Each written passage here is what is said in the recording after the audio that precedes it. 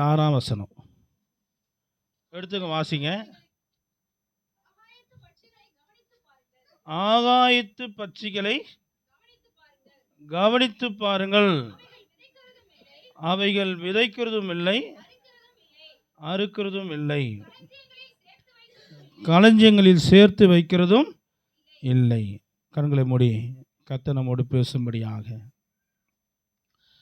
இனியும் உம்மை கேட்பேன், நீ சொல்வதை நான் செய்வேன், என் கூட பேசுங்கப்பா, பேசாம மட்டும் இருக்காதீங்கப்பா. இனியும் உம்மை கேட்பேன், நான் செய்வேன், கூட பேசுங்கப்பா, பேசாம மட்டும் இருக்காதீங்கப்பா. நீர் பேசாவிட்டா நான் உடைந்து போவேன், ஒரு குலைந்து போவேன். நீர் பேசாவிட்டா நான் தளர்ந்து போவேன், ஆடி போவேன், என் கூட பேசுங்கப்பா, பேசாம மட்டும் என் கூட பேசுங்கப்பா, பேசாம மட்டும். ஆமென். ஆண்டவரே, நீர் பேசுங்கப்பா. மனித வார்த்தைகளையோ, மனித சத்தத்தையோ, மனிதனுக்குரிய அறிவு திறமைகளையோ நாங்கள் இங்கே கேட்கவோ பார்க்கவோ ஆண்டவரே வரலப்பா. ஆண்டவரே, இது ஒரு நிகழ்ச்சி அல்ல, இது தேவன் எங்களை சந்திக்க வேண்டும் என்று ஏக்கத்தோடு வந்திருக்கிற தேவ சமூகம்ப்பா. நீர் எங்களோட பேசுங்கப்பா, நீர் எங்களை தொடுங்கப்பா, நீர் எங்களோட இடைபடுங்கப்பா, நல்லா எங்களை உணர்த்துங்கப்பா, நல்ல இந்த இடத்துல எங்களை தெளிவாக்குங்கப்பா, நீங்கள் எங்களை பலப்படுத்துங்கப்பா. நீர் எங்களோட அதிகமாக வேத ரகசியங்களை எங்களுக்கு காண்பித்து எங்களுடைய இருதயம் பூரிச்சு போகிற அளவுக்கு ஆண்டவரே, எங்களுடைய இருதயம் கொழுந்து விட்டு எரியிற அளவுக்கு காரியங்களை நடப்பீங்க ஆண்டவரே. குறிப்பாக இங்கே நிற்கிற அடிமை, இந்த ஊழியத்துக்கு நான் தகுதியற்றவன் என்பதை அறிந்திருக்கிறேன். இந்த அடிமையை மறைத்து நீங்கள் வெளிப்படுங்கப்பா. இன்றைக்கு திட்டமாக எங்களோடு முகமுகமாக பேசுங்க. நாங்கள் வார்த்தைகளை எங்கள் இருதயத்தின் ஆண்டவரே சதையில் வைரத்தின் நுனியினால் நாங்கள் எழுதி கொள்ள கிருபை செய்ய வேண்டும் என்று செபிக்கிறையா. இந்த இருதய பலகையில் உம்முடைய வார்த்தைகள் பதிக்கப்படட்டும் ஆண்டவரே. உம்முடைய வார்த்தையினால் நாங்கள் காத்து கொண்டு நித்திய ஜீவனுக்கு தகுதி பெற, உலகத்தின் ஆசீர்வாதங்களை நாங்கள் சுதந்திரத்து கொள்ள நீர் இப்போது எங்களை விசேஷமாய் ஆசீர்வதித்து நடத்த வேண்டும் என்று ஜெபிக்கிறோம். இயேசு கிறிஸ்துவின் நாமத்தில் ஜெபிக்கிறேன் நல்ல பிதாவே. அல்லேலூயா, அல்லேலூயா, அல்லேலூயா. சந்தோஷமாக இருக்கிறவங்களா? இன்றைக்கி என்ன ஆச்சு? எல்லோரும் ஒரு மாதிரி டல் அடிக்கிறீங்க. வெயில் அதிகமாகுதா? எனக்கு இங்கே இருந்தால் மழை ஒரு மாதிரி இருட்டிடிக்கிற மாதிரி, மந்தாரமாக இருக்கிற மாதிரி எனக்கு ஃபீலிங்காக இருக்குது. வெயில் அடிக்குதுன்றீங்க, உங்களுக்குலாம் அப்படி இருக்கா? கிறிஸ்துவின் அன்பை விட்டு எதுவுமே பிரிக்க முடியாது, புரியுதுங்களா? வெயில் ஒரு பொருட்டா? ஒரு பொருட்டே இல்லை. சூரியனை பார்த்து நில்லுன்னு சொன்னால் அது நிற்க போகுது. நீங்கள் அதை பார்த்து சோர்ந்து நின்னா எப்படி? எனக்கு யோசுவாவினுடைய அபிஷேகம் இருக்குன்னு சொல்கிறவங்களாம், இது யோசுவாவின் அபிஷேகம் இல்லை. கர்த்தர் உங்களை பலப்படுத்தி உங்களுக்கு சகாயம் செய்வாராக. சரி, கர்த்தருடைய வார்த்தைக்கு நேராக நம்ம கவனத்தை திருப்பலாம். ஆகாயத்து பட்சிகளை கவனித்து பாருங்கள். இந்த வார்த்தையின் அடிப்படையில் நம்ம கர்த்தருடைய வார்த்தையை தியானிக்கிறோம். இன்றைக்கு இந்த வார்த்தையை கொடுக்கணுன்ற அந்த உறுதிப்பாடு, நான் படிக்கிற வேத பகுதியில் எனக்கு ஒரு வசனத்தை கர்த்தர் உறுதிப்படுத்தி காண்பித்தார். ஏசாயா 18ஆம் அதிகாரம் 6ஆம் வசனத்தில் நான் ஜெபம் பண்ணிட்டேன். ஆண்டவரே, இன்றைக்கு நான் படிக்கிற வேத பகுதியில் பிரசங்கத்துக்கான அந்த வார்த்தை ஒரு வார்த்தையாவது வந்தால் கூட நான் பிரசங்கம் பண்ணலாம் என்ற அந்த உணர்வோடு நான் ஜெபித்து வேதத்தை படிக்கும்போது இந்த வார்த்தை வந்தது. அந்த நிச்சயத்தில் உங்கள் மத்தியில் இந்த வார்த்தையை நான் என்ன பண்ண போகிறேன், பிரசங்கம் பண்ண போகிறேன். படிங்க. அவைகள் ஏகமாய் மலைகளின் பட்சிகளுக்கும் பூமியின் மிருகங்களுக்கும் விடப்படும். பட்சிகள் அதுமேல் கோடை காலத்திலும் காட்டு மிருகங்கள் எல்லாம் அதன் மேல் மாரி காலத்திலும் தங்கும். இப்போ 2 வார்த்தை வந்துடுச்சு. பட்சிகள் என்று 2 வார்த்தை அந்த ஒரு வசனத்தில் வந்ததுனால ஆவியானவர் எனக்கு இந்த தலைப்பில் இன்னைக்கு தியானிக்கும்படி எனக்கு அனுமதி கொடுத்தார் என்ற நிச்சயத்தோடு சந்தோஷத்தோடு மத்தியில் ஆகாயத்து பட்சிகளை கவனித்து பார்க்க வேண்டும் என்ற வார்த்தையில் நாம் கர்த்தருடைய வார்த்தையை தியானிக்க போகிறோம். அல்லேலூயா. சரி, எத்தனை பேர் ஆகாயத்து பட்சிகளை கவனிச்சிங்க? இந்த வாரம் அதிகமாக கவனிச்சிங்களா? சரி, மைக்குங்க. கர்த்தருடைய பரிசுத்த நாமத்திற்கு மகிமை உண்டாகட்டும். என்னென்னலாம் கவனிச்சிங்க? கர்த்தர் நம்மளை எதை கவனிக்க சொல்லி சொன்னார்? ஏற்கனவே நம்ம இந்த வார்த்தையின் அடிப்படையில் என்ன பண்ணியிருக்கிறோம், தியானிச்சிருக்கிறோம். ஆகாயத்து பட்சிகள், பறவைகள் பலவிதம் இல்லை, பறவைகள் பலவிதம், ஒவ்வொன்றும் ஒரு விதம். அல்லேலூயா. உங்கள் கவனத்துக்கு நான் கொண்டு வரேன். நான் இன்னைக்கு செல்லில் ஒன்று பார்த்தேன். அதை நம்ம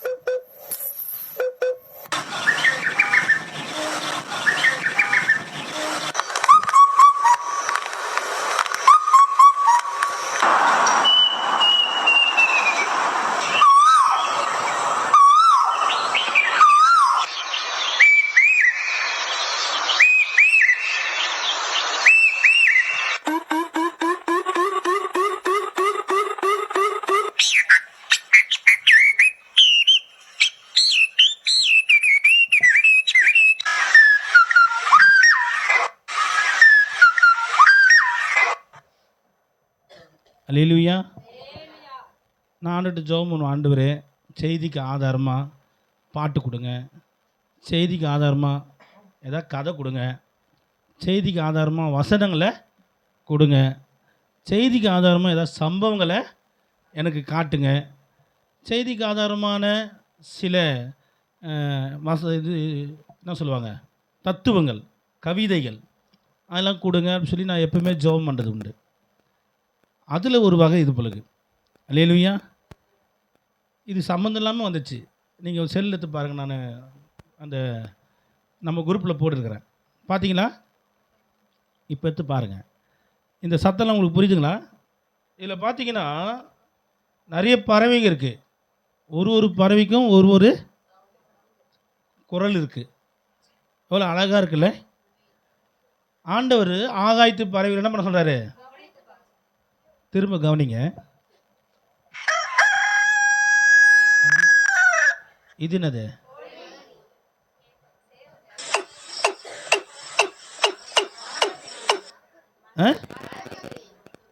உங்களுக்கு தெரியலனா செல்லத்து பாருங்கள். அதை அந்த பறவையுடைய ஃபோட்டோ போட்டுக்கிறாங்க.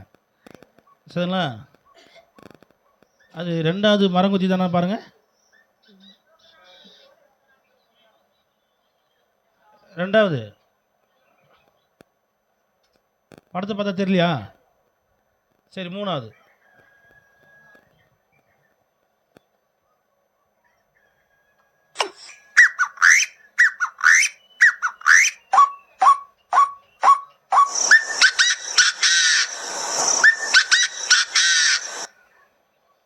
இது என்னது? 2, 3, 4, 5வது பறவை. என்ன பறவை? 5வது பறவை என்ன பறவை தெரில. 4வது பறவை, 3வது பறவை,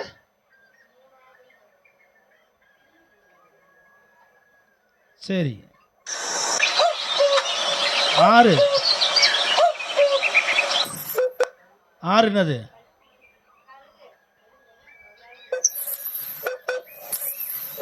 இது 7 8 தெரியுதா?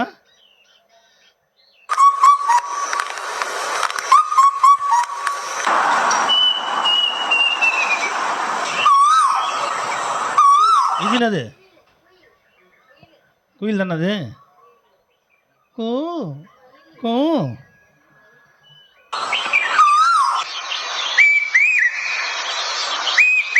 இது என்னது? இது என்னது?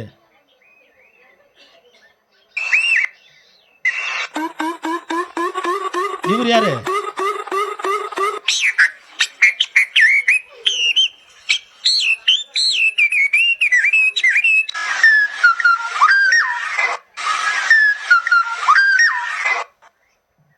அல்லேலூயா.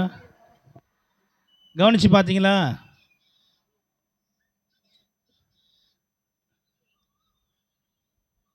நான் மைக்கில் போட்டு காட்டுறேன், அது பத்தாம அவங்க செல்லு வர பார்த்துக்கிறாங்க. அந்த படத்தை தான் பார்க்க சொன்னேன். குரல் தான் இங்கே கேட்குதுல. சரி, ஆகாயத்து பட்சிகளை கவனித்து பாரு. பறவைகள் பலவிதம், ஒவ்வொன்றும் ஒரு விதம். அதிலும் அதனுடைய குரல்கள் ரொம்ப சிறப்பானதாக இருக்குது. கர்த்தர் நல்லவர். இப்போ ஆண்டவர் பட்சிகளை கவனித்து பார்க்க சொன்னார். நாம் எப்படி கவனித்தோம்? என்னத்தை கவனித்தோம்? ஆண்டவர் எதை கவனிக்க சொன்னார்? பட்சிகள்கிட்ட எதை கவனிக்க சொன்னார்? ஆகாயத்தில் இருக்கிற பட்சிகளை கவனிக்க சொன்னாரா? நீங்கள் ஒரு ஒரு ஒரு பறவை எடுத்துட்டீங்கன்னா, அந்த பறவையை நீங்கள் ஆராய்ச்சி பண்ணிங்கன்னா, அதுக்கு ஒரு மிகப்பெரிய என்ன பண்ணலாம், ஒரு புக்கே போடலாம். ஏன்னா அதுக்குன்னு ஆராய்ச்சி பண்ணுற படிப்பும் இருக்குது, அதுக்குன்னு ஆராய்ச்சி பண்ணுற ஜனங்களும் இருக்கிறாங்க. நமக்கு அதுக்கெல்லாம் கிடையாது. நம்மதுக்கு வெந்ததை தின்னுபிட்டு விதி வந்தால் போகலான்னு உட்காந்துக்கிறோம் நம்ம ஆள். ராஜ் சொல்லும்போது நல்லா சொன்னாங்க. ஒரு தனிநபர் புருஷன் இல்லாமல் தனியாக ஒரு பெண்ணாக இருந்து, அதுவும் தனி ஊரில் இருந்து சூப்பராக ஒரு வீடு கட்டியிருக்கிறாங்க. நம்மளாம் என்ன பண்ணிகிட்டு இருக்கிறோம்? ரட்சிக்கப்படாதவங்க இந்த அளவுக்கு செய்கிறாங்கன்னு சொன்னால், ரட்சிக்கப்பட்டவங்க அதை விட பல மடங்கு செய்யணும்.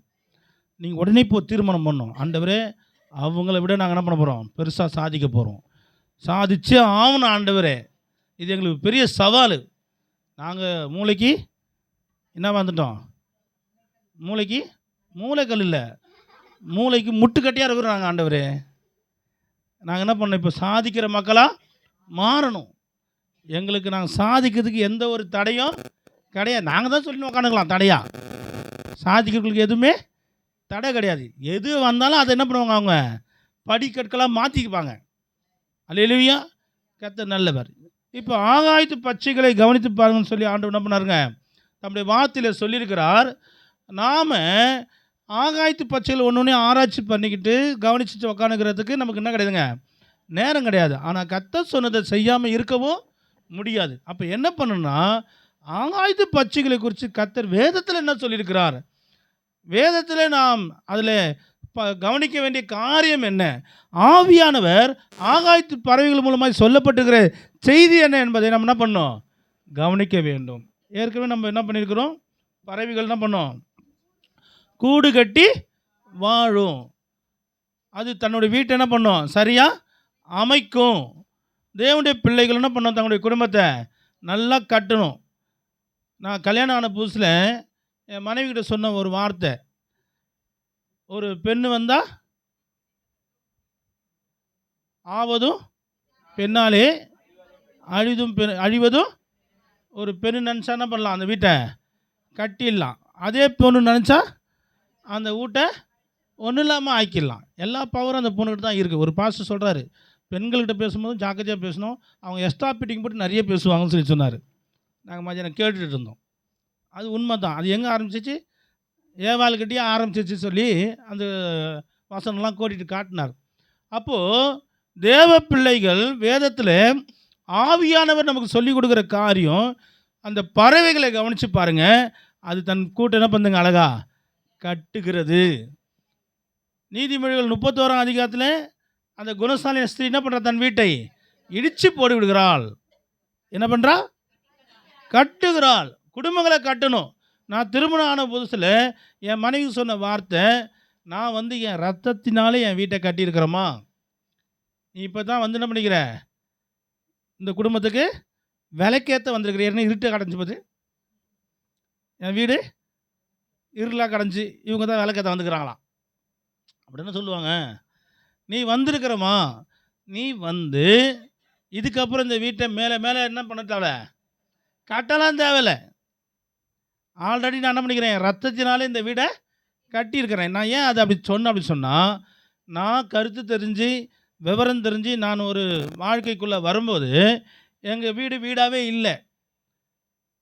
எங்கள் வீடு வீடாகவே இல்லை. தாய் ஒரு தேசம், தகப்பு ஒரு தேசம், பிள்ளைங்க ஒரு தேசம். ஒரு கேள்விக்கு கேட்கறதுக்கு நாதி இல்லாத ஒரு தன்மையில் எங்கள் குடும்பம் இருந்துச்சு. வீடுன்னு சொன்னால் ஒரு கூரை குடிசை, ஓலை குடிசை. அந்த குடிசை நேரல்ல ஒரு பெரிய மழை பெஞ்சு, புயல் வந்து மழை பெஞ்சு பக்கத்தில் இருக்கிற புளிய மரம் விழுந்து அப்படியே அந்த கூரை கொட்டை அப்படியே அமுக்கிச்சு. நான் சொல்கிறது கிராமத்தில் இல்லை, சென்னை 2ல் அப்படியே அமுக்கிட்டு அந்த கூரையை எடுத்து திரும்ப கட்டுறதுக்கு எங்களுக்கு நிர்வாகம் இல்லை. தரித்திர நிலைமை. அது அப்படியே கிடக்கு. சுற்றி மண் செவுரு. கூரை மேலே மரம் வந்தோன்னா செவுரு என்ன பண்ணோம்? எல்லாம் விழுந்துடும். சுற்றி செவரே கிடையாது. அந்த மண் செவரு கூட கிடையாது. அந்த மண் செவத்தை நல்லா குழச்சி எடுத்து வச்சு கட்டுறதுக்கு கூட என்ன பண்ணல எங்கள் குடும்பத்தில் நிர்வாகம் இல்லை. அப்படிப்பட்ட அந்த காலத்தில் தான் எனக்கு விவரம் தெரியுது. அப்போ எனக்கு என்ன வயசாக இருக்கும்? ஒரு 82 வயசு இருக்குமாக்கா? அப்போது எனக்கு விவரம் தெரியுது வயசு 12, அதுக்கு கீழே கூட வாங்க, ஒரு 7-8 வயசு இருக்கும்னு நினைக்கிறேன். அப்போ எனக்கு நல்லா விவரம் தெரியுது. அந்த வீடு வந்து வீடாக இல்லை. அப்போ வீட்டுக்கு மரப்பு ஒன்றும்ல, அந்த மரப்புக்கு என்ன பண்ணி வச்சுருப்பாங்கன்னா, சுற்றி அந்த கோணி சாக்கு இருக்குல்ல, அது தொங்கும். டாரா மாரி தொங்கும். அமுங்கி போன குடிசை வீட்டில் செவுருக்கு பதிலாக டாரா மாரி தொங்கும். எங்கள் வீட்டில் நீங்கள் எப்படி வேணால் பூந்து உள்ளே வரலாம். எந்த வழியாக வேணாலும் பூந்து வரலாம். ஒன்றும் இல்லை, சாக்கை நவுத்துனா போது வீட்டுக்குள்ளே வந்துடலாம். எங்கள் வீட்டில் பொம்பளை பிள்ளைங்க வேறு அதிகம். எனக்கு 3 அக்கா, ஒரு தங்கச்சி, ஒரு அம்மா. இவ்வளோ பேரையும் பாதுகாக்கணும். நீங்கள் நம்ப மாட்டீங்க, இவ்வளோ பெரிய வீச்சருவா என் தலைமாட்டிலே வச்சுருப்பேன் நான் எப்பவுமே. நாங்கள் இருந்த ஊரில் எப்போ வேணாலும் ஆம்பளைங்க எந்த வீட்டில் வேணாலும் பூந்துருவாங்க. திருடுறதுக்கு இல்லை, பெண்களை மானபங்கப்படுத்துறதுக்கு. அப்படி ஒரு ஆபத்தான ஒரு சூழ்நிலை உள்ள அந்த ஊர் அது.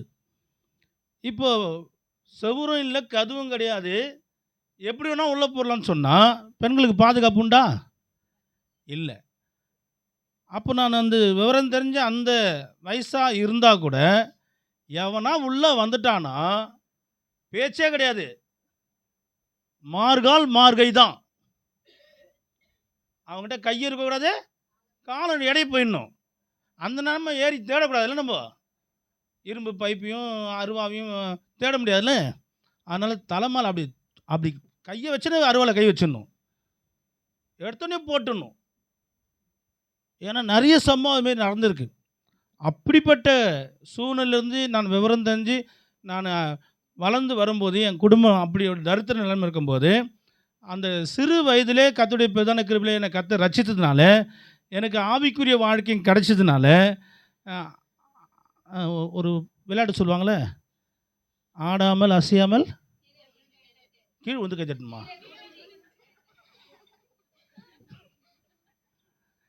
அலங்காமல் குலுங்காமல் ஆடாமல் அசையாமல் அப்படியே சம்பாத்தியம்லாம் அப்படியே பொறுப்பாக கட்டப்பட்டது.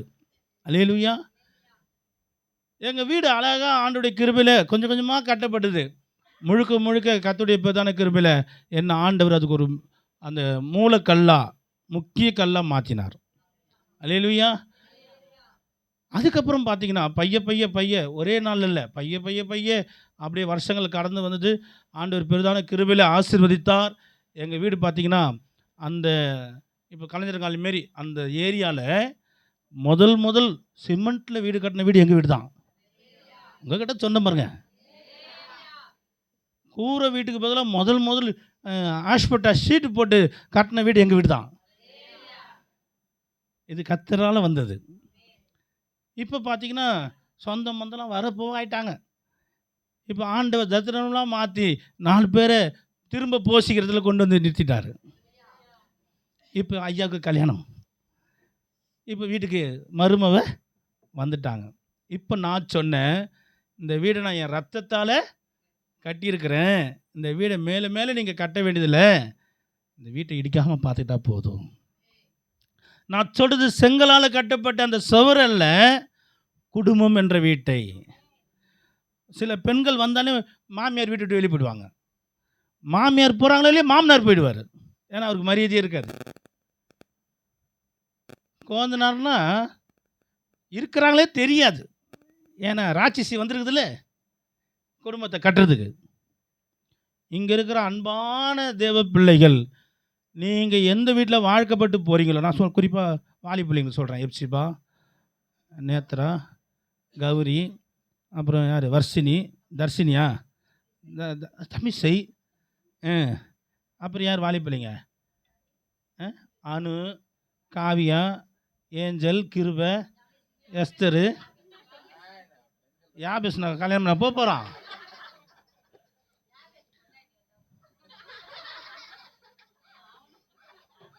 அவன் ஒழுங்காக படிக்கட்டும். கர்த்தர் நல்லவர். நீங்கள் எங்கே வாழ்க்கப்பட்டு போனாலும், அது எத்தனை வருஷம் இருக்குது கல்யாணம் பண்ணி ஆகிறதுக்கு, இப்போ எழுதி வச்சுங்க. ஒரு வேளை பிரிஞ்சு போன குடும்பமாக இருந்தால் கூட நீங்கள் போன பிறகு என்ன பண்ணோம், சேர்த்து கட்டப்பட வேண்டும். அல்லேலூயா. போகும்போதே மாமியாரை தூக்கிடக்கூடாது, போகும்போதே மாமனார் போட்டு தள்ளிடக்கூடாது. சொல்லணும், என் மருமக வந்துச்சு, இதுக்கப்புறம் தான் என் குடும்பமாக இருக்குது. எங்கள் அப்பா பார்த்து சொல்லுவாங்க, அம்மாவாசை உன் மருமம் வந்துச்சுப்பா, சூப்பரான மருமக, எங்கேயா புச்ச நீ? அம்மாவாசை உங்கள் மருமக சாப்பிட கூப்பிடுது, போ. அல்லேலூயா. என்ன இப்படி பேய் மீறி முடிக்கிறீங்க? மாமனார் சாப்பாடு கூப்பிட்டு சாப்பாடு கொடுக்கணும், மாமியாருக்கு சாப்பாடு கூப்பிட்டு சாப்பாடு கொடுக்கணும். அதுக்குன்னு புருஷனை விட்டுறக்கூடாது, புரியுதுங்களா? புருஷனுக்கு ஊட்டி கூட விடலாம். அல்லேலூயா. இதில் தான் அன்பு இருக்கு. இதெல்லாம் நான் ஏன் தெரியுமா சொல்கிறேன், அனுபவிச்சு ருசி தான். வாழ்க்கையில் கர்த்தர் வாய்க்க பண்ணின கிருபை தான். இதில் தான் அந்த குடும்பம் கட்டப்படும். அல்லேலூயா. இது யார்கிட்ட இருக்கு? பறவைகள்கிட்ட இருக்கு. பறவைகள் தன் கூட்டை கட்டுகிறது, தன் குடும்பத்தை கட்டுகிறது, தன் வாழ்க்கையை கட்டுகிறது. அவைகள் கட்டப்பட்டதை கலைப்பதில்லை. மனுஷன் தான் கலைச்சிடுவான். இல்லை தேவ பிள்ளைகளே, எத்தனை பேர் குடும்பத்தை கட்டி கொண்டிருக்கிறீங்க? இன்றைக்கி அதிகமான டைவர்ஸ் கிறிஸ்துவ சமுதாயத்தில் தான் நடக்குதுன்னு சொல்கிறாங்க. ரொம்ப பரிதாபம். ஆனால் தான் கர்த்தர் சொல்கிறார், நீ பறவையை கவனிச்சுப்பாரு, அது தன் கூட்டை கட்டுகிறது, கூட்டை கலைக்கிறது கிடையாது. இரண்டாவது என்ன பார்த்தோம்? அவைகள் உடன்படிக்கைக்கு உட்பட்டு வாழுகிறது. மூன்றாவது என்ன பார்த்தோம்? உச்சபட்ச மேன்மை, மேலான இடத்துல தன்னுடைய ஸ்தானத்தை என்ன பண்ணுறது, வைத்துக் கொள்வது. நம்ம எவ்வளோக்கு கீழே போகணுமோ அப்படி போக தான் நினைக்கிறோம். என்னத்தான் குளிப்பாட்டி நடு வீட்டில் வச்சா கூட அது எங்கே தான் போதும்? அது எங்கே போகுது? என்னத்தான் குளிப்பாட்டி நடு வீட்டில் வச்சா கூட அது எங்கே தான் போதும்? எங்கேயோ போகுது. எது அது? ஏதோ இல்லை. வேதம் சொல்லுது, நாய்களுக்கு ஜாக்கிரதையாக இருங்கள். எந்த நாயை பற்றி ஆண்டவர் சொல்றாரு? தான் கக்கினதை தானே திரும்ப தின்றதுக்காக திரும்பமே அந்த நாயை குறித்து சொல்லுகிறார். எந்த பாவத்தை விட்டு தேவனுக்காக வாழும்படி வந்தோமோ திரும்ப அந்த பாவத்துக்கு நேராக போய் உட்கார பாருங்க. அவங்களுக்கு ஆண்டவர் மரியாதைலாம் கொடுக்குறதே கிடையாது. என்ன சொல்கிறாங்களே? நான் சொல்ல, நீங்கள் தான் சொன்னீங்க. அல்லேலூயா. தேவ பிள்ளையே, உன்னை உச்சபட்ச மேன்மையில வைக்கும்படி கர்த்தர் சித்தம் கொண்டு உன்னை கவனிக்க சொல்றார். நீ கீழே தான் போவன்னு சொல்ற. ஆண்டு சொல்றாரு, நான் உன்னை கீழே ஆக்க மாட்டேன், மேலாக்குவேன். உன்னை வாளாக்க மாட்டேன், தலையாக்குவேன். நீங்க என்ன சொல்றீங்க? நோ நோ நோ, நான் தலையாக மாட்டேன் ஆண்டவரே, வாளாத்தான் இருப்பேன். நான் மேலாக மாட்டேன் ஆண்டவரே, கீழே தான் இருப்பேன். நீங்களும் நானும் போட்டியா? பார்த்துக்கலாமா? ஆண்டவர் சொல்றாரு, கழுத, உங்ககிட்ட போய் நான் சொன்னேன் பாரு, உங்ககிட்ட போட்டி போகிறது எனக்கு நேரம் கிடையாது. மேலாகும்படி விரும்புகிற பிள்ளைகள் எனக்கு உண்டு, தலையாகும்படி விரும்புகிற பிள்ளைகள் உண்டு. உங்ககிட்ட நேரத்தை நான் செலவு பண்ணுறதில்ல, என் பிள்ளைக்கு நேரம் செலுத்த. அல்லேலூயா. உன் நிலைமை பரிதாபமாக போயிடும். அதனால் விட்டு வந்த பாவத்துக்கு திரும்பக்கூடாது. கலப்பு மேலே கையை வச்சு திரும்பி பார்க்கக்கூடாது, பின்னிட்டு பார்க்கக்கூடாது. அல்லேலூயா. அடுத்து என்ன பார்த்தோம்? வேகமாய் செயல்படும். நீங்களும் நான் இன்றைக்கு வேகமாய் செயல்பட வேண்டியவர்கள். எதற்காக? ஆத்தும பாரத்துக்காக. இன்னைக்கு இந்த பேசிக்கொண்டிருக்கிற இந்த நேரத்தில், கேட்டுக்கொண்டிருக்கிற இந்த நேரத்தில் நிறைய பேர் செத்துட்டாங்க. இந்த ஜபம் முடித்தாங்க இல்லையா, நிறைய பேர் சாக போகிறாங்க. அப்படிப்பட்ட காலத்தில் வாழ்ந்து கொண்டிருக்கிறோம். தற்கொலைக்கு நேராக போகிறவர்கள் உண்டு, விபத்தில் சிக்கி சின்னாபின்னமாக ஆனவங்கள் உண்டு. எனக்கு இந்த வாழ்க்கை வேண்டாம் போதும் சொல்லி முடிவை நோக்கி ஓடுறவங்க உண்டு. நரகத்தை நோக்கி வேகமாக ஓடிக்கொண்டிருக்கிற ஆத்துமாக்கள் உண்டு. வேகமாக செயல்படாதான் அவங்களெல்லாம் மீட்க முடியும். ஒரு தடவை வேலை பார்த்துட்டே இருக்கிறேன். அப்போ ஆவியானவர் என்னை பயங்கரமாக புஷ் பண்ணுறாரு. கிளம்பு கிளம்பு கிளம்பு, சீக்கிரம் வீட்டுக்கு போ, சீக்கிரம் வீட்டுக்கு போ. நான் வேலை பார்த்துக்கிறேன், நான் ஓனர் கிடையாது. ஒரு கம்பெனியில் ஒரு ஓனருக்கு கீழே ஒரு தொழிலாளியாக வேலை பார்க்குறேன். ஆவியானவர் புஷ் பண்ணுறாரு, சீக்கிரம் வீட்டுக்கு போ, சீக்கிரம் வீட்டுக்கு போன்னு. நான் வீட்டுக்கு போனால் என்ன பண்ணணும்? எங்கள் ஓனர்கிட்ட பர்மிஷன் கேட்கணும். பர்மிஷன் கேட்கணும், காரணம் சொல்லணும். ஆவியானவர் என்ன போக சொன்னா அவர் என்ன பண்ணுவார்? நீ அப்படியே போயிட்டு வேலைக்கு வேணான்னு சொல்லுவார். நான் பொய் சொல்ல முடியாது. அப்போ எனக்கு என்னவோ பண்ணுது உடம்புல, எனக்கு இன்னும் பண்ணுதுன்னு எனக்கு நல்லா தெரியுது. இதை நான் காரணமாக வச்சுக்கிட்டு எனக்கு இன்னும் பண்ணுங்க, நான் வீட்டுக்கு போகிறேன் அப்படின்னு கேட்குறேன். உடனே என்ன பண்ணுறேன்னா, ஓகே சொல்கிறாரு, சரி போ அப்படின்ட்டாரு. உடனே நான் என்ன பண்ணுறேன், கையெல்லாம் கழுவலை, அந்த கிரீஸ் ஆயிலோடு அந்த கையோட அப்படியே கிளம்புறேன். எங்கள் வீட்டுக்கு போகிறதுக்கு 2 வழி இருக்குது. இப்படி ஒரு வழி போகலாம், இப்படி ஒரு வழி போகலாம். இப்படி போகிறது வந்து நேர் வழி, ஆனால் சுற்றிட்டு போகணும். இது போய் இந்த வழி வந்து குறுக்கு வழி, இது கொஞ்சம் ஷார்ட்டாக போயிடலாம். அப்போ நான் இப்படி நேர் வழியாக போகிறதுக்காக போகிறேன். ஆவியானவர் சொல்கிறாரு, குறுக்கு வழியில் போ, ஷார்ட்டாக வழியில் போ, சீக்கிரம் போ அப்படின்னு சொல்கிறாரு. நான் நடந்து போகிறேன், வேகமாக போ வேகமாக போன்னு என்னை புஷ் பண்ணுறாரு. எனக்கு என்னவோ பண்ணுது, ஆனால் என்னை யாரும் சீக்கிரம் போக சொல்கிறாங்கன்றது நல்லா என்னால் உணர முடியுது. நான் நடந்து போகாமல் ஓடுறேன், கொடுக்குறேன்னு ஓடுறேன், மூச்சு வாங்குது. ஆனால் எதுக்கு ஓடுறேன்னு எனக்கு தெரியாது, ஏன் ஓடுறேன்னு எனக்கு தெரியாது. ஆனால் என்னை யாரோ இயக்குறாங்க, வேகமாக போ வேகமாக போ அப்படின்னு. குறுக்கு வழியில் ஷார்ட் வழியில் ரொம்ப ஸ்பீடாக ஓடி நான் சந்தில் பூந்து, எங்கள் வீட்டு அந்த சந்துக்குள்ளே ஒரு வாசல் இருக்கும், அந்த வாசல் வழியா உள்ளே போகிறேன். வீடு ஃபுல்லாக இருட்டாக இருக்குது. நான் உள்ளே போன வேகத்தில் ஒரு மோதி நிற்கிறேன். எதில் நிற்கிற ஆள் எனக்கு தெரியல, நான் போய் மோதிட்டேன். பார்த்தா 2 பேர் நிற்கிறாங்க, அவங்க மேலே மோதிட்டேன். இருட்டில் எனக்கு அவங்க யாருன்னே தெரியல. எங்கள் வீட்டுக்குள்ளே லைட்லாம் ஆஃப் பண்ணி வச்சுருக்குறாங்க.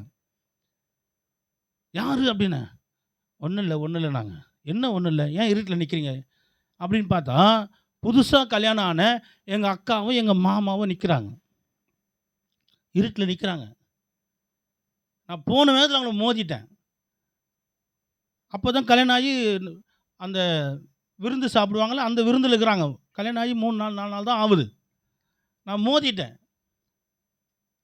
பார்த்தா 2 பேருமே, இவங்க ஒரு 5 லிட்டர் மண்ணெண்ணெய், அவங்க ஒரு 5 லிட்டர் மண்ணெண்ணெய் அப்படியே குளிச்சிருக்கிறாங்க, ஃபுல்லாக இருக்கிறாங்க. அடுத்தது தீப்பெட்டி வச்சுங்கிறாங்க, நீ கொளுத்துறியா நான் கொளுத்துறியான்னு. அந்த தீப்பெட்டியை அந்த கொளுத்துக்கிற நேரத்தில் போய் மோதிட்டேன். உங்ககிட்ட சொன்ன பாருங்க, இன்ட்ரெஸ்டாக கேட்டீங்களா? கதை சொல்லிக்கிறேன் நான். அல்லேலூயா. இல்லை என்றால் 2 உயிர் அன்றைக்கு நரகத்துக்கு போயிருக்கும். அந்த 2 உயிர் இப்போ சென்னையில் சேப்பாக்கம் தொகுதியில் 79வது வட்டத்தில் 2 முறை கவுன்சிலராக இருக்கிறாங்க. இப்பயும் கவுன்சிலராக இருக்கிறாங்க. அன்றைக்கி கருகி போயிருப்பாங்க. ஐயாவால் காப்பாற்றப்பட்டாங்க. அல்லேலூயா. ஆனால் நன்றி கொண்டவங்க நம்மளை திரும்பி கூட பார்க்க மாட்டாங்க. போட்டோம். அவங்க ஜீவன் இன்னைக்கு உயிரோடு இருக்கிறது. இன்னைக்கு சமுதாயத்தில் உயர்ந்த இடத்துல இருக்கிறாங்க, வசதி வாய்ப்பாக இருக்கிறாங்க. ஆனால் ஒன்றும் ரட்சிக்கப்படல. அது பரிதாபம். நான் என்ன சொல்ல வரேன்னா, வேகமாய் செயல்பட வேண்டிய காலம் இது. நீ தாமதிக்கிற ஒவ்வொரு நேரமும் ஜீவன் பறிபோகிறது, ஆத்துமா நரகத்தில் நேராக போய் கொண்டிருக்கிறது. நீங்கள் சொல்கிறீங்க, நான் ஸ்கூலுக்கு போகணும், எனக்கு அம்மியில் மிளகா அரைக்கணும், உன் தலையில் மிளகானா அரைச்சிருவேன். எவ்வளோ நாளைக்கு இப்படி சொல்லிட்டு போகிறேன்? நான் பிரியாணி கிண்டணும், வரேன் உன்னை நான் கிண்டுறதுக்கு. உன்னை அப்படியே விட்டு வச்சுனால தான் நீ கிண்டிட்டு இருக்கிற, நான் கிண்டிடுறேன். தேவ பிள்ளையே, இது நீங்கள் சிரிக்கிறதுக்காக நான் சொல்லலை, சிந்திக்கிறதுக்காக சொல்கிறேன். உன் ஆத்துமாவை கர்த்தர் ஒரு செகண்டில் லூஸ் பண்ணி விட்டுருந்தாருன்னா நீ இப்போ பூமியில் இருந்திருக்க மாட்டேன், நீ இந்நேரம் நரகத்தில் இருந்திருப்ப. உன் ஆத்துமா காப்பாற்றப்பட்டது யாரோ ஒருத்தர் வேகமாக செயல்பட்டதுனால. உன்னால் காப்பாற்றப்பட வேண்டிய ஆத்துமாக்கள் உண்டு. நீ வேகமாக செயல்பட வேண்டும். இனி காலம் செல்லாது. இதோ சீக்கிரமாய் கர்த்தர் வரப்போகிறார். நீ என்ன பதில் சொல்லுவாய்? அழிந்து போகிற ஜனங்களுக்காக என்ன பதில் சொல்லுவாய்? உனக்கு தெரியுமா? உனக்கு தெரியுமா தேவ பிள்ளையே, உன்னை ஏன் ரத்தம் சிந்தி மீட்டார் தெரியுமா? உன்னால் மட்டும்தான் இந்த ஆத்துமாவை ரட்சிக்க முடியும்னு சொல்லி கர்த்தர் அநேகரை வைத்திருக்கிறார். உன்னால் தவிர வேற யாராலையும் அவங்கள ரட்சிப்பில் நடத்த முடியாது. அது உனக்கு தெரியுமா? நீ மட்டும்தான் அந்த ஆத்துமாவுக்கு உத்தரவாதி. நீ லேட் பண்ணுற ஒவ்வொரு நாளும் அந்த ஆத்துமா நரகத்துக்கு போனால் அந்த இரத்த பழியை கர்த்தர் உங்ககிட்ட தான் கேட்பார். உனக்கு 1000 வேலை இருக்கலாம், நீ செல்லையே நோண்டிட்டு இருக்கலாம், நீ லேப்டாப்பையே நோண்டிட்டு இருக்கலாம், நீ சமையல் அறையிலேயே முடங்கி கிடக்கலாம், உன் சொந்த வேலையே நீ பார்த்துட்டு இருக்கலாம்.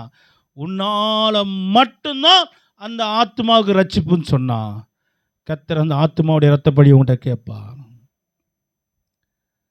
நினைவே பட்டணத்தார் வலது கைக்கும் இடது கைக்கும் வித்தியாசம் தெரியாத எத்தனை பேர்?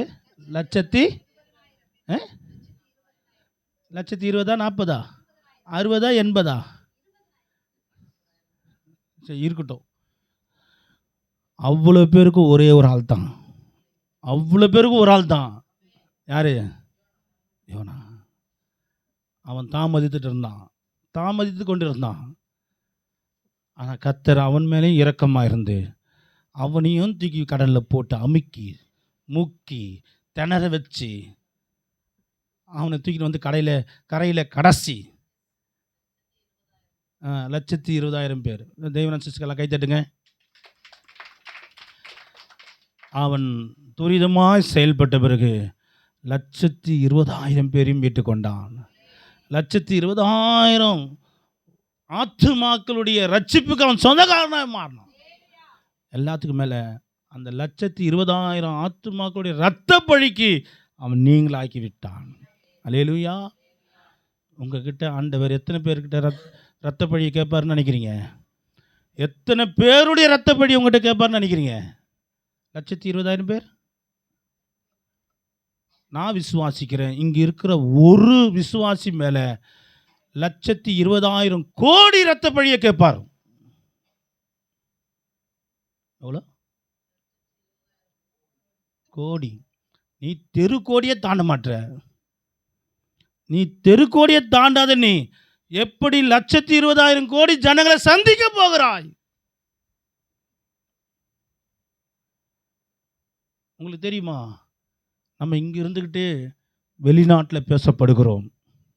உங்களுக்கு ஒரு தெரியுமா? யாபேஸ் இப்போ என்கிட்ட ஒரு இதை காட்டினா, அப்பா பெர்க்மான்ஸ் ஐயா உங்களுக்காக ஜெபம் பண்ணுறாரு. இது காட்டுப்பத பாஸ்டர் பெர்குமான்ஸ் ஐயா எனக்காக ஜெபம் பண்ணுறார், என் பேரை சொல்லி ஜெபம் பண்ணுறாரு. எடுத்து காட்டுப்பா. ஓ, ரெக்கார்டில் இருக்குதா? அப்புறம் பார்த்துங்க. அல்லேலூயா. அவர் சொல்கிறாரு, பாஸ்டர் அருள்தாஸ் அவர்களுக்கான ஜெபம் பண்ணுறேன். அவர் குரல் எவ்வளோ இனிமையான அபிஷேக குரல்னு சொல்கிறாரு. ஆமேனா இல்லையா? நம்ப மாட்டீங்களா? உங்களுக்கு பொறாமை. அல்லேலூயா. தேவப்பிள்ளையே, வேகமாய் செயல்படுகிறது பறவைகள். அதை கவனித்து பார்த்து நீ பறவை போல சட்டைகள் எடுத்து எழும்புவாய். இப்போலாம் நம்ம சபையெல்லாம் அந்த ஃபுல் பீட் கிடையாது. நீங்கள் பாரம்பரிய சபையெல்லாம் போய் பாருங்கள், அந்த ஃபுல் பீட் இருக்கும். வேத புஸ்தகம் வைத்து படிக்கிறதுக்குன்னு ஒரு ஃபுல் பீட் இருக்கும். அது எப்படி வடிவமைச்சிருப்பாங்கன்னா, கழுகு தன் சட்டைகளை இப்படி விரிச்சிருக்கிற மாதிரி அதை வடிவமைச்சிருப்பாங்க. கழுகுடைய அந்த சொரூபம் அதில் இருக்கும். அந்த கழுகு மேலே வேத புஸ்தகத்தை வச்சு படிக்கணும். அது அந்த ஃபுல் பீட் இருக்கும். அதுக்கு என்ன அர்த்தம்னா, இந்த வேத புஸ்தகம் கழுகுகளை போல சட்டைகள் எடுத்து பூமியை ஃபுல்லான பொண்ணை கொண்டு போய் சேர்க்கணும்னு கான்செப்ட். நம்ம வேத புஸ்தகத்தை எங்கே வச்சுக்கிறோம்? அலமாரியில் பரிதாபமாக இருக்குது. வேத புஸ்தகம் எப்படி போகணும்? பறவைகளை போல சட்டைகள் அடித்து என்ன பண்ணணும்? பறந்து வேத புஸ்தகம் பூமி எங்கே போய் சேரணும். அந்த புஸ்தகம் இங்கே வந்து சேரலைன்னா நம்ம இப்படி கிடையாது. ஆனால் நம்மளை போல் இன்னும் இப்படி வராத மக்கள் எவ்வளோ பேர் இருக்கிறாங்க. அல்லேலூயா. சரி, இதெல்லாம் போன பிரசங்கத்தில் பண்ணது நம்ம அங்கேயே உட்காந்துக்கிறோமா? 1 கூடி வாழும், கூடு கட்டி வாழும். 2 உடன்படிக்கைக்கு உடன்பட்டு வாழும். 3 உச்சபட்ச மேன்மைக்குரிய வாழ்க்கை வாழும். 4 வேகமாய் செயல்படும். 5 செய்திகளை கொண்டு போய் சேர்க்கும்.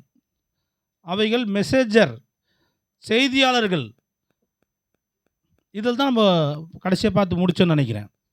அதில் ஆதியாகமத்தில் 6ஆம் அதிகாரத்தில் நோவா பேழைக்குள்ளேருந்து 2 பறவைகளை செய்திக்காக அனுப்பினார். ஒன்று மயில், இன்னொன்று குயில். காகம், புறா. ரெண்டுத்துக்கு என்ன கிடையாதுங்க? சம்பந்தமே கிடையாது. காகத்துடைய தன்மை அப்படியே வேறு, புறாவுடைய தன்மை அப்படியே வேறு. இதுடைய நேரம் அப்படியே வேறு, இதுடைய நேரம் அப்படியே வேறு. இதுடைய உருவமும் செயல்பாடும் அப்படியே வேறு, இதுடைய உருவமும் செயல்பாடும் அப்படியே வேறு. ஆனால் எப்படி வேறு வேறு இருந்தாலும் அந்த விஷயம் மட்டும் ஒன்று. எதுக்காக நோவா பயன்படுத்தினார்? செய்தியை சேகரித்து கொண்டு வரும்படி, செய்தியை சொல்லும்படி அதை பயன்படுத்தினார். 2 செய்தியை சொன்னது. அல்லேலூயா. இங்கே நம்ம எல்லாமே ஒன்றுக்குள்ளே ஒன்றா வேறையா? நம்மெல்லாம் வேறு மாதிரி ப்ரோ.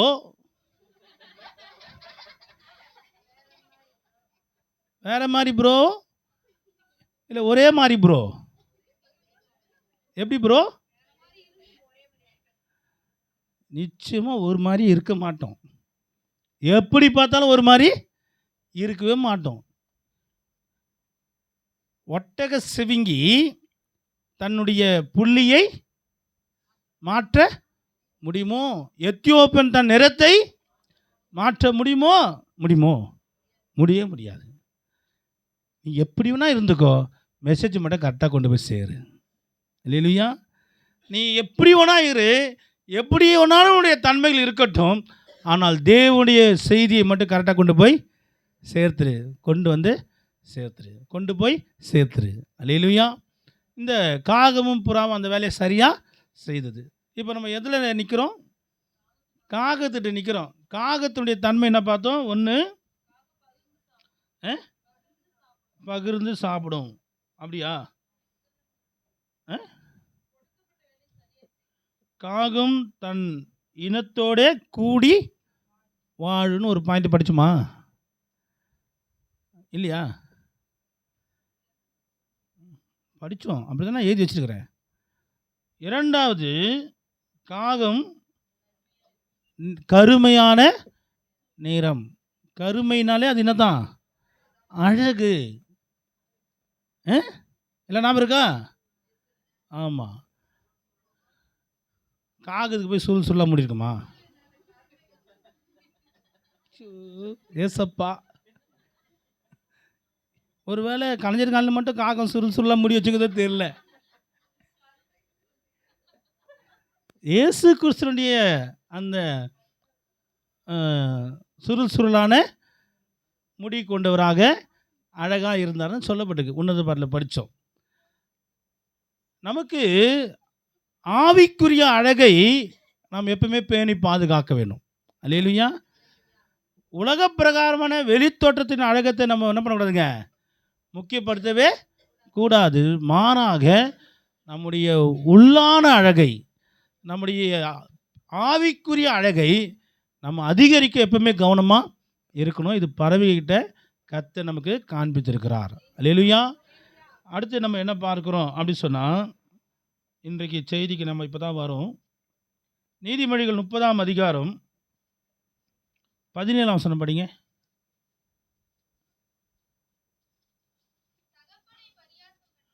தகப்பனை பரியாசம் பண்ணி தாயின் கட்டளையை அசட்டை பண்ணுகிற கண்ணை நதியின் காகங்கள் பிடுங்கும். போதும். நீதிமொழிகள் 30ஆம் அதிகாரம் 17ஆம் வசனம். தகப்பனை பரியாசம் பண்ணி தாயின் கட்டளையை அசட்டை பண்ணுகளுடைய கண்ணை நதியின் காகங்கள் பிடுங்கும், கழுகின் குஞ்சுகள் தின்னும். இப்போ காகத்துக்கிட்ட ஒரு செய்தி இப்போ பரிமாற்றப்படுகிறது. காகம் என்ன வேலை பார்க்குது? மெசேஜ் கொடுப்பதா?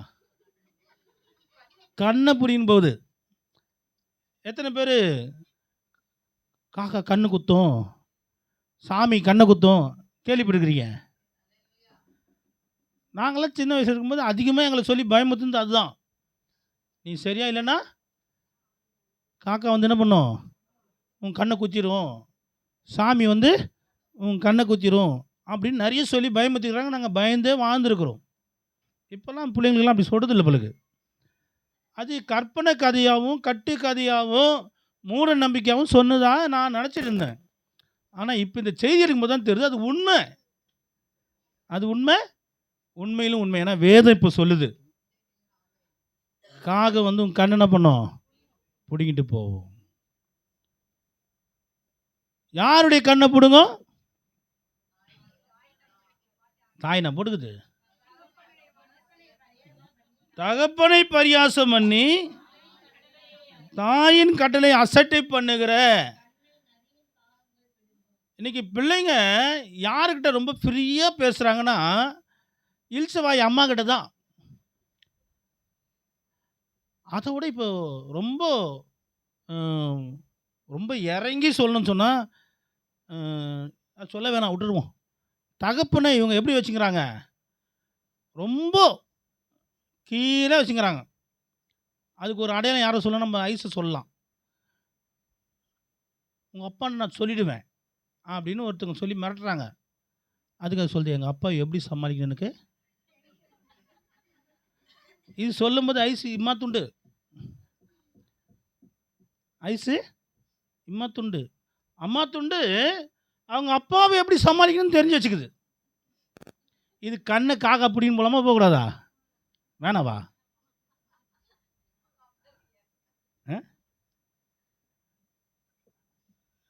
இப்போ நீங்கள் தாய் தகப்பெல்லாம் என்ன பண்ணால், காக்கா கண்ணை குத்தும், சாமி உன் கண்ணை குத்துன்னு சொல்லியே வளர்க்கணும்.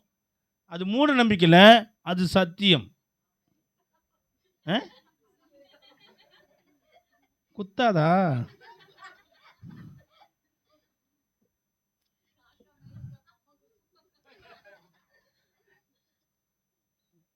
நீங்கள் நினைக்கிறீங்க குத்தாதுன்னு சொன்ன இந்த வார்த்தை ரொம்ப நல்லது தான். நீங்கள் நினைக்கிறீங்க. ஒரு வசனத்தை படிங்க.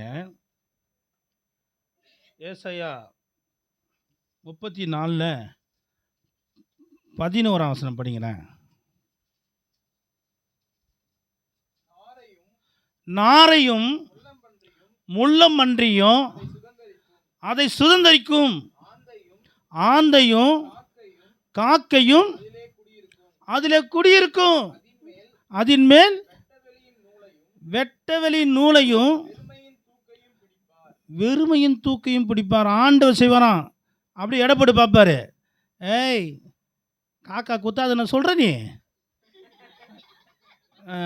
இன்னும் கொஞ்சம் சொல்ல, இன்னும் நீ உங்கள் அம்மாவை அசட்டை பண்ண, இன்னும் நீ உங்கள் அப்பாவை பரியாசம் பண்ண, அப்படி எடை போட்டுன்னு இருப்பார். காக்காலாம் குத்தாது அப்படி நீ சொல்லியிருக்கிறியா பாப்பாரு, இன்னும் இடம் வரல, வரட்டும் வரட்டும். ஆண்டவர் ஒரு கிருபையில் நம்மளை வச்சுங்கிறாரு, அதனால காக்கா குத்த மாட்டுது. ஆனால் ஆண்டவர் நூல் போட்டு என்ன பண்ணுறாருங்க, அப்படி தூக்கி வச்சு பார்க்குறாரு. அப்போ உன்னுடைய துணிகரம் காக்கா குத்தாது, நான் அம்மாவை அசட்டு பண்ணுவேன், அப்பாவை பரியாசம் பண்ணுவேன், என் இஷ்டத்துக்கு நீ செய்வேன்னா அந்த இடையில வந்து உன்னுடைய காரியங்கள் அதிகரிக்கும் போது, அந்த வசனம் படிங்க, 8ஆம் வசனம் படிங்க. அது கர்த்தர் பழி வாங்கினால், சீயோனுடைய வழக்கு உன்னை எடப்பட்டார்ல ஆண்டவர், அந்த வழக்கு நிமித்தம் பதிலளிக்கும் வருஷம். அப்போ ஆண்டவர் வந்து காக்காவுக்கு என்ன பண்ணுவாருங்க, உத்தரவு போட்டுருவார். இது ரொம்ப திமிராக பேசுது, வாண்டா இருந்துக்கிட்டு திமிராக பேசுது, நீ இது கண் என்ன பண்ண எடுத்துன்னு வந்துடு, அப்போ தான் மற்ற பிள்ளைங்களாம் பயம் இருக்குன்னு சொல்லி ஆண்டவர் ஒரு பதில் கொடுத்துருவார். இப்போ அது கண்ணை பிடுங்காதுன்னு சொன்னது நியாயம்தான். ஏன்னா கர்த்தர் எடை போட்டு என்ன பண்ணல, காக்காவுக்கு உத்தரவு கொடுக்கல. காக்கா கர்த்தர் பழி வாங்கும் கருவி. கிருபையில் நம்ம இருக்கிறதுனால அது காக்கா பிடுங்காது, அது பிடுங்காதான். உன் கண்ணை நோண்டாதான் நோண்டாதான்.